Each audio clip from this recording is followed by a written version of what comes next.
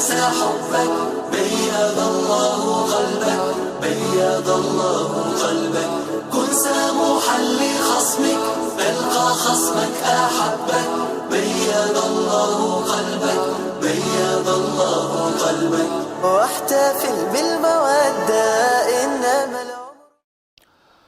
Assalamu alaikum wa rahmatullahi wa barakatuh. Ahlan wa sahlan wa marhaban bikum. Welcome to another edition of the Sulaimaan Ravat Show. Now, you may or may not be aware that July is Savings Month here in South Africa. And as this month draws to a close, and that's the nature of life, months just come and go, weeks come and go, years come and go. Can you believe it? We're already moving deep into the second half of the year. But we thought it would be an appropriate time to have a bit of a in-depth discussion on this topic of savings. Now, when it comes to savings, everyone knows it's something you need to do. It's something which is important. It's something which is necessary. But how do you do it? What are the fundamentals? How do you go about doing it? Many people have this very simplistic conclusion in their minds that, listen, I don't earn enough to be saving. I'm just struggling to make ends meet. I'm living, as they say, hand to mouth. So savings is for those people who have a surplus. Savings is for those people who have an abundance. Savings is for the rich. Where can I even think about saving? I'm worried about how to pay this bill and that bill. And then even for those who have a little extra in terms of what does it entail? What's the best way of going about doing it? And we thought we'll get an expert in the studio this evening to unpack the discussion around those and other key and important talking points, inshallah. Now, a brief intro to our guest. Ameen Hassen is from Standard Bank, Sharia Banking. He is the CEO. So he's got that background in banking. He's got the background in Sharia banking as well. And he knows quite a bit when it comes to both sides of it, the banking side of it and also the Islamic side of it. Ameen, assalamu alaikum wa rahmatullahi wa barakatuh, and welcome to the program. Shukran wa alaikum assalam wa rahmatullahi wa barakatuh to all the viewers as well. Now, you often hear people say this, that live within your means. Yes. Because if you can live within your means, then you can save and you got money for a rainy day and you can invest and you can do all of these nice things. But what does it mean when we say live within your means? From your perspective, banking as an expert, what does it mean to live within your means? Well, very, very important. And I think it's such an important topic considering the environment within South Africa. We live within a universe where banks primarily have the role and responsibility in an economy to create money. So in macroeconomics, we learn that banks function in an economy to create money. So the sole purpose of banks is to sell money. This is what their function is. And so you see a lot of the spending in an economy, in the conventional economy, is driven by what we call consumption-led spending. And this is primarily from loans that is derived from commercial banks. So you see a lot of people today live in overdraft. They live on credit card. They live with revolving loans or personal loans. And so when we say live within your means, what we mean is if you want to go and live a certain type of lifestyle, and that lifestyle is going to be funded through debt or the creation of loans, you are living beyond your means. You are now going to take your income and pay off a debt plus interest only so that you can service a lifestyle. Whereas you could take a little bit of that money, save it away, suppress your desire to live a more extravagant lifestyle for the short term, and inshallah, over time that will come to fruition, inshallah. So this is conceptually what we mean by living within your means. Do not go into debt to increase the lavishness of your lifestyle. On that point, there may be those who are thinking that it's good from an ideal perspective that, buy what you can afford in simpler terms. Don't go and just swipe a credit card and take out, loans and purchase a car and purchase this and purchase that, and you're just servicing loans as you've explained. But there seems to be this notion that in today's time and age, you cannot really progress, if I can use that word. You cannot get going without loans factoring in some way or the other. So people will say, if I have to put a little money aside every month, I'll never be able to afford a house, considering the price of housing these days. I'll never be able to buy a decent car. Yes. I'll always be driving a jalopy or a Skoro. And therefore I have to buy a car, whether it be through Islamic finance or conventional finance, and I have to take a loan for a house, and that already eats a big chunk into my monthly income. Correct. Very true, Mullah. The universe has moved into that place where you find a house today costs at least 30 to 40% of a person's monthly income. So if you were to take a bond, Sharia or conventional, ordinarily that would eat up about 30 to 40% of your monthly income in terms of installment. The car will at least take up between 10 to 20% of your installment. And while the concept from the other side of the table is valid in terms of I need a car, I need a house, I need a residence, and all of these things are valid points, the very, very important concept that needs to be instilled in us as South Africans, it's not specific to any particular race group or religious group, it's a systemic South African problem that we see, is the first paycheck that somebody gets, instead of him going, and I'm not promoting any brand or anything, I'm just calling out names because of colloquialism. Instead of us going and buying a Toyota Taz that will take us from A to B, we'd go buy a Golf GTI. Because, no, my chummies have a Golf GTI. And so instead of taking a significant amount of that money and saving it away, we would buy a more extravagant vehicle instead of a necessity vehicle. And I think this is the concept that we need to achieve. Nobody is saying that for certain things we need to take out loans. Alhamdulillah, we now have the ability to take out Sharia compliant ones. But the important thing to note is if we are taking this out to live lavishly, this is where we need to be concerned. I suppose from an Islamic perspective, it all comes back to the aspect of moderation, because on the one hand, you cannot remove the taking of a loan from the equation altogether. Even Nabi Sallallahu Alaihi Wasallam took loans. Yes. We have so many guidelines and rules and regulations surrounding loans. So it shows that it's permissible, and at times it would be necessary. But on the other hand, your whole life can't revolve around debt. You got to understand, like you say, what is a necessity, and then within that necessity, like a car or a house, what is needed, what you need as opposed to what you want. Yes, absolutely. Mullah, the verse of the Quran is so beautiful. Allah subhanahu wa ta'ala says, وَكَذَلِكَ جَعَلْنَاكُمْ أُمَّةً وَسَطًا. That He has created us as an ummah of balance. And this is what you are speaking about. You know, we've seen so many times people come through and say, can you please help me with an application? I want to buy my first house. Can you help me go through my finance application for my bond? And the first thing you see is they can't afford it. And the reason why they can't afford it is not because they do not earn enough. Alhamdulillah, they earn enough, but their spending habits is incorrect or not financially healthy spending habits. And these are some of the things that we need to rectify. And the concept of saving does not necessarily mean taking money aside and putting it into a savings or investment account. The concept of saving also means not spending unnecessarily. This is also saving. If you've got existing debt, instead of paying only the monthly installment, pay a little extra and reduce the debt quicker or faster. All of this falls within the category of savings or the concept of savings. And Mullah, you started off by saying that people think that this is only for the rich. No, it's not only for the rich. It is something for everyone, even if it is as little as 5 Rand or 10 Rand or 100 Rand or whatever you can afford. It is that concept of inculcating in us to take a little bit of money and put it away, reducing our debt, reducing unnecessary spending, or if we don't have those two, then taking money and saving it away, inshallah. From the perspective of banks, I mean, obviously our discussion tonight primarily will focus around the perspective of the consumer and you know what's in their interest. But banks are there to make money, yes, right? How do we explain or how do we understand when banks promote that you save? Because one would assume that the more you take, the more you swipe your credit card, the more you are in debt, the more you're incurring interest on the loans that you have, the better for the banks. So is it in the bank's interest for their clients to be saving? So definitely, banking 101, and this is not specific to, I'm not talking about Sharia banking now. Now I'm talking conventional banking. Banks work in the following. We take our money, we put our money into a bank.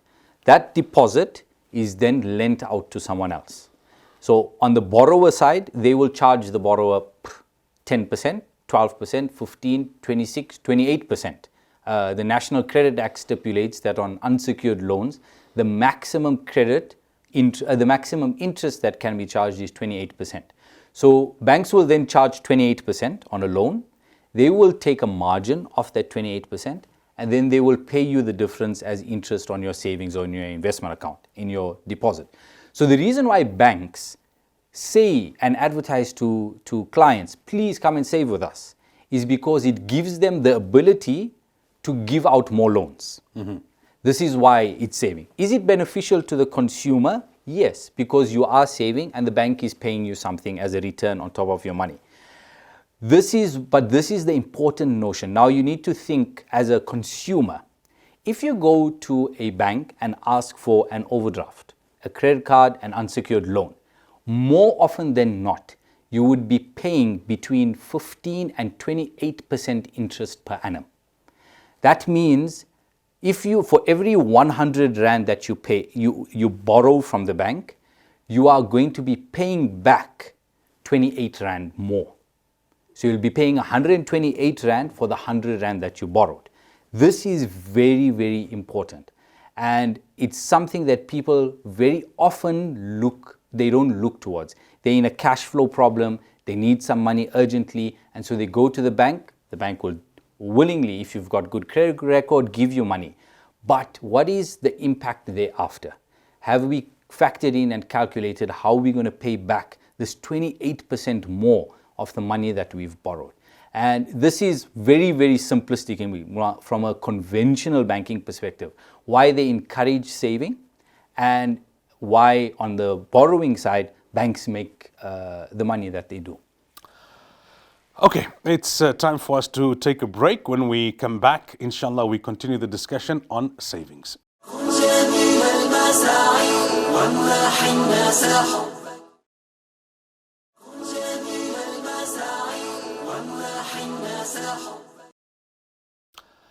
Welcome back. So this evening we are talking about savings. July is Savings Month here in South Africa, and our guest in studio is Ameen Hassen. He is the CEO of Sharia Banking at Standard Bank.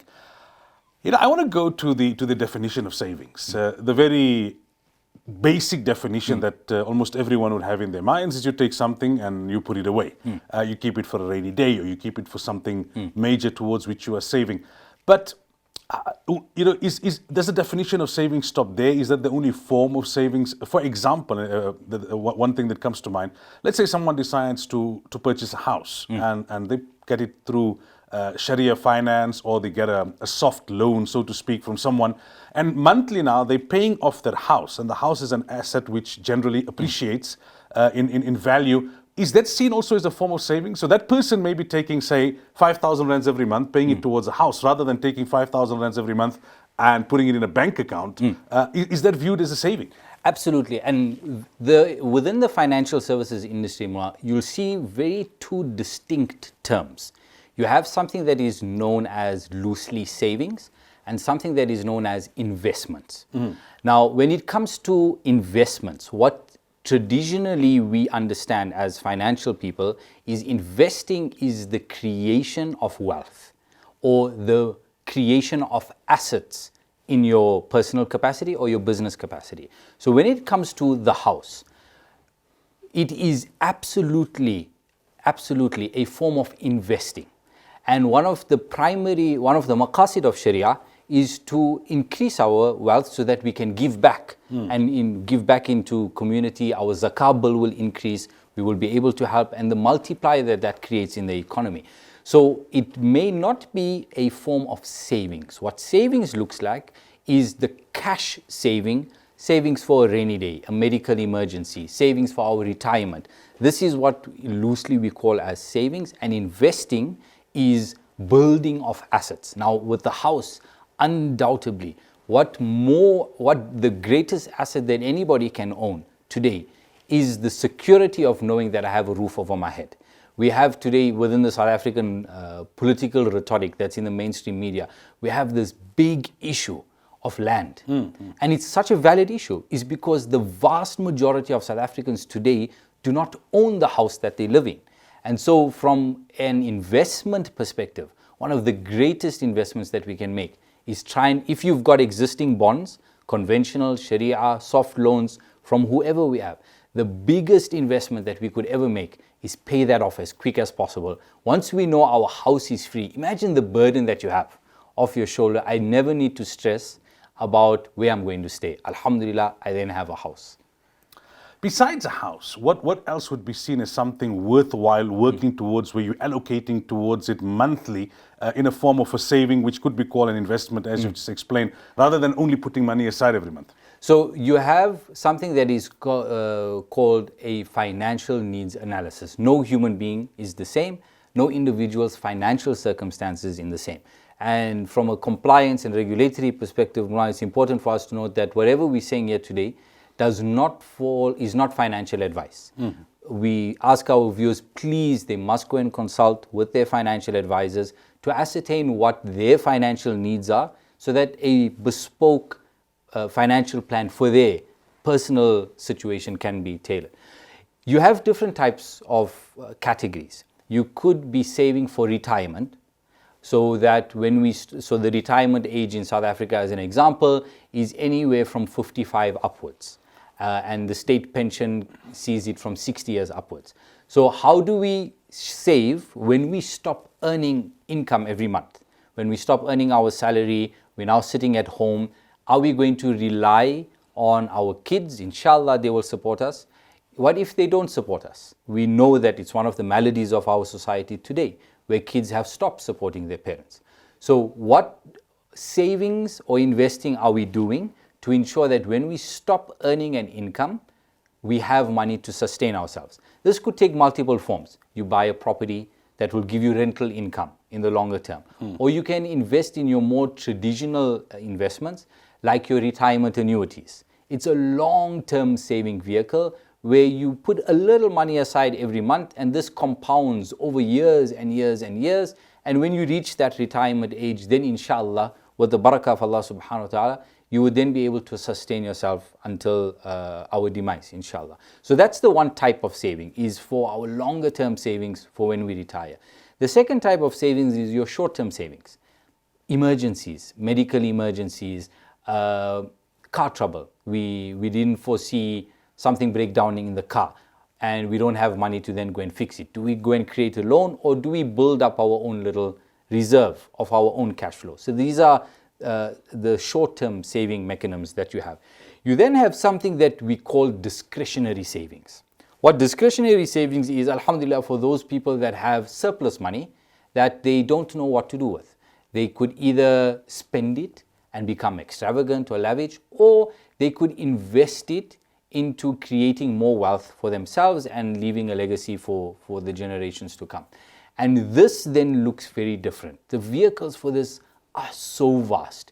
You could go into the stock market, you could go into the commodity market, you could go into more newer types of things like cryptocurrencies if you want to be a little more adventurous, or you can go into your more traditional stuff, bank deposits, endowment products. The universe is so vast, and it's very difficult to say that every single individual will have the same need.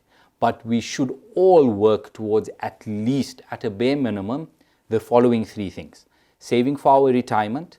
There has been many statistics that have come out that shows majority of South Africans cannot afford to retire. This then puts immense pressure on the fiscus or the government, that then increases our taxes, and then the ripple effect just goes on. The second is our short-term savings, short-term emergencies, a little bit of extra cash in case something happens. And the third, reducing our debt as quick as possible. When you talk about saving towards retirement, I know that there will be products that are there in the market, retirement funds and that kind of thing. But is there a kind of rule of thumb in terms of a percentage of your annual or monthly income that needs to go towards saving for retirement? So depending on where you are in your career. So those of us that have just started off our career, we may need to save a little less.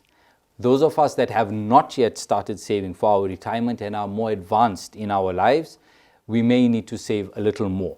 The average over the rule of thumb, if we just use corporate South Africa as a proxy, most corporates in South Africa that have pension funds or retirement funds that they offer as a benefit to their employees take 15% of their earnings and put it aside for retirement. So this is an average, and remember, this is taken into account if you start work at an average age of around 23 or 24, then 15% of your salary until retirement, which is 64. So for 40 years, you're saving 15% of your salary every month. That's going into retirement. And if you haven't done that as yet, that 15% then needs to change fundamentally, depending on where you are in your age. All right. Now, there may be many viewers watching and say, okay, all of this is well and good, the importance is there, the details are there, but I don't think I can save because I just barely make it out every month. If I'm earning 10,000, my expenses are around 10,000-ish. Yes. Where do is it just, should I just be realistic about it and say, well, you can't save unless you're going to get either further income or a salary increase or something of that sort? Or is there things that they could look at? Absolutely, they can look at things. When it comes to savings and investments, almost every single person will ask you the question, what return on my investment am I going to get? That's the first question that anybody will ask. And if you let's take an average household in South Africa that's earning 5,000 Rand a month, and the expenses are 5,000 Rand a month. More often than not, there would be a credit card in that scenario. That credit card, and let's say that credit card has a 20,000 Rand credit limit on it. You are actually being charged on that credit card 2,000 Rand a year in interest. So effectively, 50% of your monthly salary is going to pay off interest every month. So when people say, I do not have the ability to save, the biggest thing that they can do is take 5 Rand a month, which is 0.1% of their earnings. 0.1% of their earnings, and pay it towards that debt. And what happens is naturally over a period of time, that debt is reducing. Within a few months, you then have 2,000 Rand back into your cash flow. And this is where people need to start seeing this concept of saving differently. It doesn't mean taking money and putting it into a bank account or a savings vehicle or whatever. It's looking at your spending habits today. What are you spending money on that is giving you that cash flow squeeze? Why are you finding it so difficult to come out every month? Can we look at what can I reduce a little bit? And it's as simple as, okay, maybe I buy 4 liters of Coke a month. Can I reduce that to 3 liters of Coke a month? It's a simple, frivolous example. And that 1 liter of 12 Rand that I'm saving, take that and do something else with it. Invest it so that that 12 Rand can become 14 Rand. It's not the value that is important. It's the concept that we need to start inculcating in our lives. All right, time for another break. We're talking about savings and the discussion is quite enlightening. We continue after this commercial break.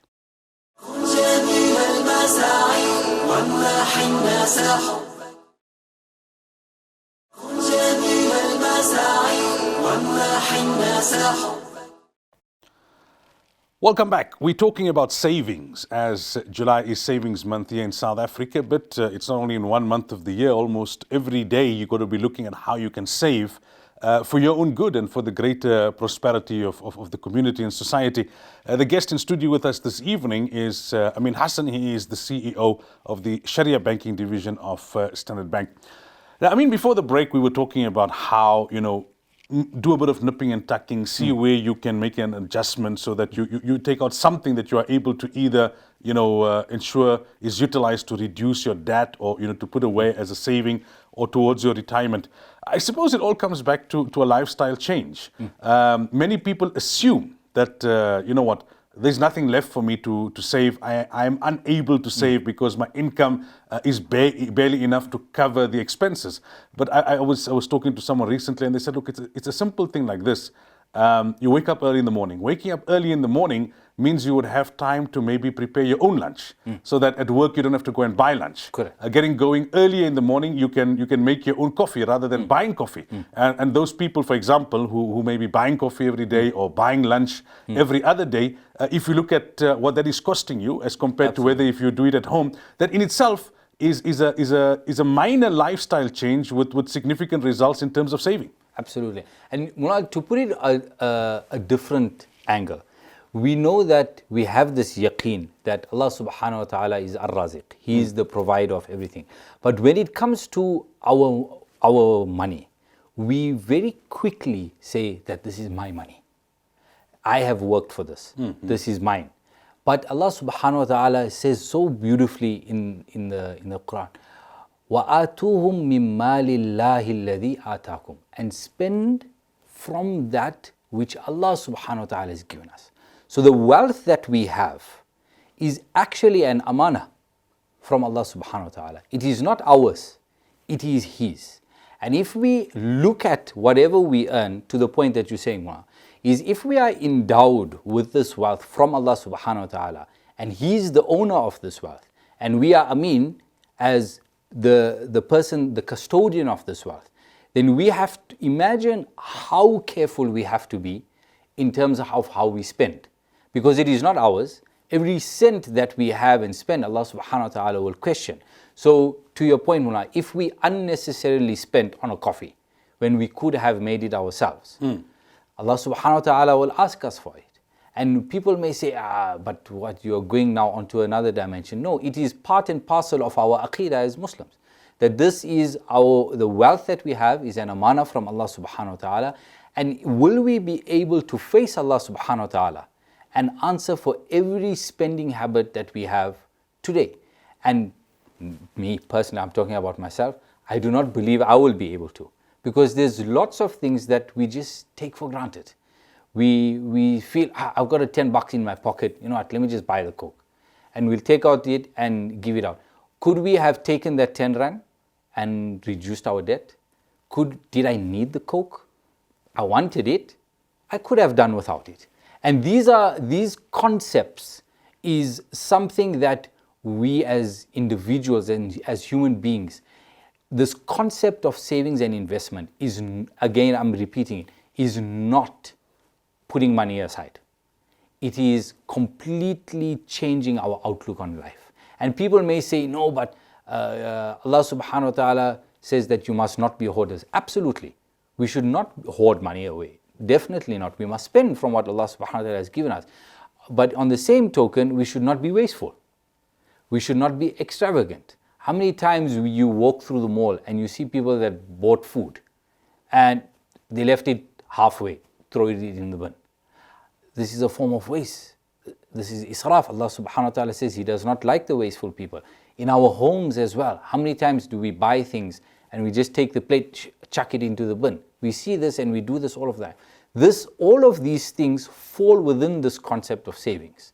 Instead of us, if we know that we're speaking to those that, depending on the house, some houses, it's male, female, I'm not saying who, but in our house, if we know that we're only eating 750 grams of chicken in a meal, and we're cooking 1 kilo, and the 250 grams is going to waste, change our purchasing habit, change our cooking habits. It's a form of saving. And it also fulfills other components of the Sharia of not wasting, not being extravagant, not throwing away food, fulfilling this amana that Allah subhanahu wa ta'ala has given us. I suppose it comes down to the basic concepts of needs versus wants. Absolutely. And also, the kind of lifestyle that not only do we lead, but the lifestyle that we aspire to, because that also eats up on your income in a way that you don't realize it. Because when you go out shopping, you see something that you want, but you don't really need. You end up buying it. you see something that you never really required, but because you saw somebody else utilizing it, so now it's keeping up with the Joneses. Now, this is something that the ulama talk about from time to time.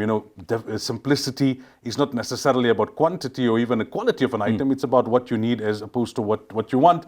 We talk about this materialistic lifestyle that has so consumed people. But from your perspective, from the banking perspective, what's your take of let's call it the current day lifestyle, this bling lifestyle? What are some of the trends? What are some of the things you feel in this regard that we need to be aware of? Some of the tips that you could share?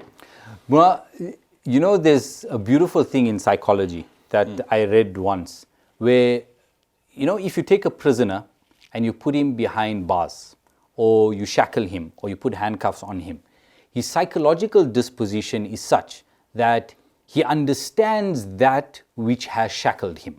He can see the locks, he can see the chains, and so he knows what he needs to do to remove these chains. Where we are as society broadly, and this is a generalization, is we have become shackled psychologically. We have become shackled in our minds. And so we cannot see the shackles that reside in our mind. And these shackles is exactly what you're talking about. We've been duped into this universe of saying, I have to have this. No, we don't have to have it. It's a systemic thing that says drive spending. I don't have enough money to spend, I need to borrow from the bank. The bank will lend me money, I will pay interest. That whole cycle just carries on and carries on and carries on. So the first thing we need to do is we need to unshackle our minds. We need to realize that what we are doing and what we want is not necessarily what we need. This life is completely not what we need. And on that point of keeping up with the Joneses and what's happening from a financial universe and an industry perspective, funny enough, the latest fad. So everybody wants to go after the latest fad. I need the latest sneaker. I need the latest watch. I need the latest glasses. I need the latest this, that, whatever, right? The latest fad is so close to Sharia in terms of concept that why aren't we as a society coming into this fad? And this fad is what we broadly call ESG, ethical, social, governance investing, where there is a huge cohort within the universe today that says, you know what, I absolutely disagree. And please, our viewers must go Google this. It's called ESG investing. I don't believe in this whole financial universe today. I don't believe in this consumption-led thing. I want sustainable energy. I want sustainable, clean infrastructure. I want sustainable clothing. I don't care about this name brands and the rest of it. How are we damaging the environment as a result of us consuming so much of luxuries? I don't want to be associated with all of this. I want to change my entire life, and I want to live in a way that's good for the environment, that has social benefit, and that has a governance structure and doesn't have this willy-nilly spending in this bling lifestyle. So if anything, the latest trend from a financial perspective is actually bringing us back to what Allah subhanahu wa ta'ala and Nabi sallallahu alaihi wasallam have taught us. So I hope that answers your question, Moulana. This is what we're seeing as a financial, from a financial perspective. The latest trend that we're starting to see is that people are now starting to shift their spending as well as their investing model into what is broadly known as this ESG type universe. If we look at the way the world is going, right, we are fast moving away from cash. Yes. Credit cards are an entrenched norm. Checks are already becoming outdated. Now everything is done via app. It's a press of a button, and thousands and hundreds of thousands of rands can move from one account to another account. I read about this some time back, and I've personally experienced it as well. When I used to go back in the day to a filling station and I had to take out 500 rands to fill up my tank, you would feel it. I'm parting with 500 rands. Nowadays, you're swiping a card. There's incentives for you to swipe the card. There's e-bucks and whatever else, if you swipe the card and if you purchase at a particular filling station. And nowadays, with the security concerns, also people don't want to move around with that degree of cash. But the quality and unintended consequence, or whatever kind of consequence, is that I know personally, if you go to a filling station and you just swipe your card and you kind of casually look, hey, 900 bucks, 1,000 rands to fill the tank, Yeah. it doesn't have that same kind of impact on you, like actually having to take out those notes from your wallet and say, I'm parting with this. The same when you go for shopping. It's just swipe, swipe, swipe, SMS, ping, ping, ping. How much of an effect is this having in terms of people's spending habits? And then obviously relevant to our discussion, because your spending habits then impact on your ability to save or how much you save. So valid, Moulana. It goes back to that earlier point away. This is one of these intellectual and psychological shackles that we've been put into. You just have to take a walk through any of your major malls in South Africa today, and most of your retail stores, you'll see them advertising in the window up front, 6 months interest free. Take out a credit with us. You go to your clothing stores, even to your grocery stores now, they will offer you a 6 months interest-free credit agreement. And this is exactly what you're speaking about now. Because now psychologically what happens, the disposition of the consumer is such, okay, I'm already in a squeeze every month. I've got maybe 100, 200, 300 rand extra every month. But if I had 5,000 rand more, I could buy more things for my family. I could buy more things for me. I could do so much more. And so this is what happens. This credit line is given to you. It's interest free, so I'm not paying any interest. And before you know it, you're in the cycle of just living in debt. You don't see the money. It's just numbers on a screen running in the background, and debits and credits takes place, and you don't physically see what's going on. Could it be a systemic thing? Absolutely. It is definitely, the system is designed so that it continuously perpetuates consumption spending, it continuously perpetuates consumption lending. And this is where we as Muslims, we have to come back to the concept of Islamic economics. We have to come back to the concept of an Islamic lifestyle. And people say, no, what is this? It's too simple. No, this is not so. Yes, Allah subhanahu wa ta'ala and Nabi sallallahu taught us a life of simplicity, but it did not say to us that you must live like paupers. It did not say that you must live your life continuously struggling if you have money. No. This is why we make the dua, Rabbana atina fid dunya hasana wa fil akhirati hasana. Allah subhanahu wa ta'ala He did not make the dunya haram for us. So we can strive for the dunya. Alhamdulillah, we can strive and live comfortable, good lives. But that balance, and importantly, we must be having a conscious mindset of how we're spending so that it does not negatively impact us, inshallah. Inshallah. Time for the final break. When we come back, we wrap up this discussion on the importance of savings.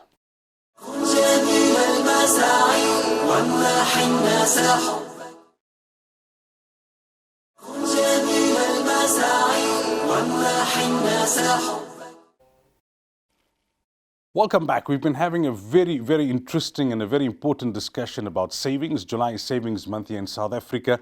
This is something which our Dean also emphasizes and encourages. This is, as our guest has explained, even what the banking industry is emphasizing today. And there's a growing realization about bucking the trend and living less of a kind of consumption-based lifestyle and looking at that which is more moderate, more balanced, so that you don't end up shooting yourself in the foot financially in the long term. I suppose one critical thing, in terms of saving is budgeting. Because if you budget effectively and properly, if you plan, inevitably, like you alluded to earlier on, your car is going to break down unexpectedly at some point or the other. The tires are going to go. A kid may get sick. Something or the other may happen. Now, when it comes to budgeting, one is, you've got a big business and you've got accountants advising you and financial planners, and they help you draw up very nuanced budgets. But for the average person who's running a budget at home, it's my salary or my salary and my wife's salary and our household expenses. What are the fundamentals of budgeting? Moulana, it's so valid. Such an important point. As a banking industry, we ran a survey. All the banks in South Africa, and this is public information, it's available, people can go and Google it. One of the greatest demands that consumers gave to financial institutions in South Africa is money management tools. Can you please help us manage our money. We don't know what we're spending. We don't know how much we're earning. We don't know how much debits I have, how much credits I have. And it's as simple as, how many of us know what the price of bread is? We go into the shop. I know me personally, my wife will send me a list every day on my way home. Buy bread, buy milk, buy this, buy that, buy that. I'll go into the shop, I'll pick it up, I'll go and pay. I see the total on the till, pay, and I go out. But if you ask me, how much is a loaf of bread? I don't know. I have a ballpark figure in my head. It could be between 15 to 20 bucks. I don't know. But this budgeting becomes so important. If you don't know how much you are spending, how will you ever know how much you have to save? If you know you're earning X, you can only spend X. You cannot spend X plus 1. And more often than not, what we find is this is why consumers are asking for these tools. They want us to include it into the app. They want us to please give them a tile on our website so that they can log in and do a whole budget for them on themselves. You see, many of your big accounting firms or accounting software firms have now launched free models that you can go in, so you can Google some of your budgeting tools. So people can go and Google budget tools, and you'll see our big accounting software firms now offering free of charge to consumers the ability to populate and say, okay, I earn 10,000 Rand a month. I have this in rent or bond, insurance, lights, water, rates, taxes, whatever. It gives you the ability to populate each of those line items. And every month you can actually see, am I deficit or am I surplus? In line with savings, Moulana, because most of us don't know how much we spend, we don't know how much money we actually have at the end of the month. Yeah. And we don't budget to save. And within the commercial universe, everybody knows the name of Warren Buffett. Wealthiest man, one of the wealthiest men in the world. Everybody strives to be like him and the rest of it. He made such a profound statement. He said, you must save first and then spend. We don't create a budget line of savings in our spending habits. We say, no, I need to spend for everything first. If I have surplus, then I'll save. No, we need to include it, put it as an expense in your budget. Categorize it as an expense in your budget and say, you know what, it's an expense every month for me. 10 Rand, 5 Rand, 100 Rand, 1,000 Rand, whatever we can, put it in as an expense and make sure it goes away, debt or into a surplus savings account. It's that budgeting is so important. We have to start understanding how much things cost, what we spend on versus what we earn. This discussion has been very enlightening and very really beneficial, but we've run out of time. Just to wrap up, as a concluding remark, there may be people out there watching, and I think it's now dawned upon them the importance of saving to a greater extent than perhaps they realized before. Where do they start? What's the starting point? The starting point for me, Mullah, is the concept of shukr is very important. Allah subhanahu wa ta'ala says, لَإِن شَكَرْتُمْ لَأَزِيدَنَّكُمْ. If you are grateful to me, I will increase you. Our spending habits today is based on us wanting to live better than we live today, or wanting to live because someone else lives better than us. So for me, first and foremost, our mindset needs to be that of shukr.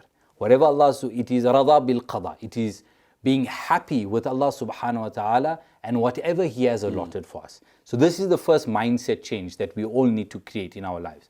The second thing is draw up a budget. First, draw up a budget. What are you spending? And alongside that, write down what is your debt. Do I have a credit card? Do I have a term loan? Do I have a revolving loan? Do I have an overdraft? Whatever we have, do I have a car loan? Whatever loans we have, write it down. Because we walk into a dealership, we see this car, we're enthralled. I need to have this car. We buy the car and we move on. We don't know what's the interest cost. We don't know what's the monthly cost. We don't know what is this thing actually costing me.